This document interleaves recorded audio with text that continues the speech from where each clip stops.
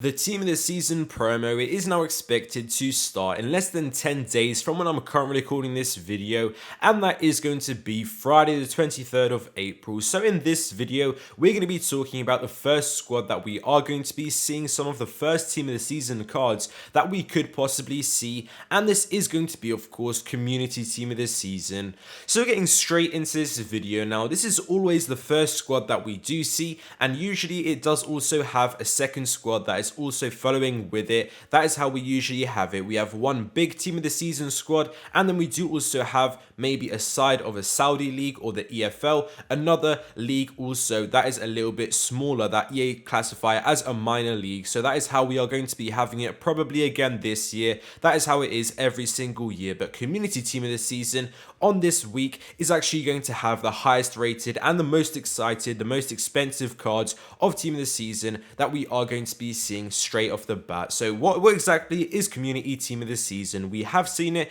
in FIFA 19. It is always a community voted squad, and it's always a nice way to set it off because it's similar to sort of rest of the world, but it isn't really down to that level. It still has good links. There's still good nations in here that are definitely very usable. This is what we did see in FIFA 19. So of course we had Ibrahimovic, we did have cards like ter Stegen, Sergio Busquets, Thiago in here, definitely cards that are usable, and if you do have them in your squad, they can be a very nice stat upgrade and rating upgrade, and they might not be too expensive. So they are definitely very interesting cards, and for most of us it might be the case that these are actually the most accessible Team of the Season cards because they are going to be affordable on the market. So taking a look as well at FIFA 20, these are the two most recent years that we have seen in Team of the Season. You do need to be aware FIFA 20 was a little bit different because all of the football seasons didn't actually finish. It was behind closed doors, all of that mess. So we did actually get Team of the Season so far. So again, we did get Sergio Busquets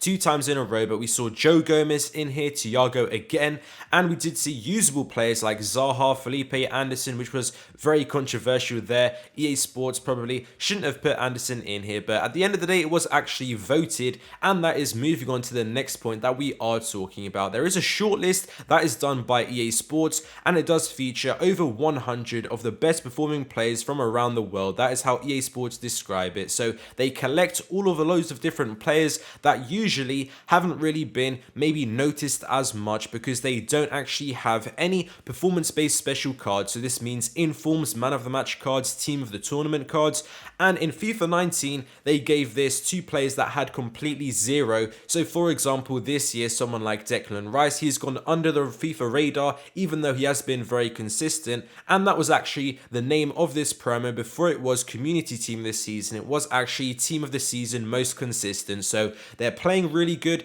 even though they might not get the credit for it, and they're not being rewarded maybe as much as they should be. So that is what this Team of the Season is about. But last year they did allow a maximum of 1 performance-based special, so maybe 1 inform they could still get in here. So for example, we could see some cards this year like Mason Mount. This is definitely one card. He does have a road to the final card, but I still think despite that EA Sports would be willing to give him a Team of the Season card. Even if this is an active Champions League card, I think this is one that could possibly get in. We do also have Phil Foden. So for example, he did get a man of the match card, but if it is going to be the same way as last year in FIFA 20, then we are going to be still allowed to get a Phil Foden. But maybe EA Sports are going to restrict it again to cards that have had no informs or man of the match cards, but we're gonna have to see. That is just down to EA Sports, but possibly they only did that because the season wasn't fully finished, so maybe that is why they did allow 1 inform, but maybe now it is just gonna be strictly players who have only had gold cards or just promo cards that haven't been based on performances. So for example, a player like that, I do think KESSIE, I've heard he's been very solid, and even though he does have a road to the final card,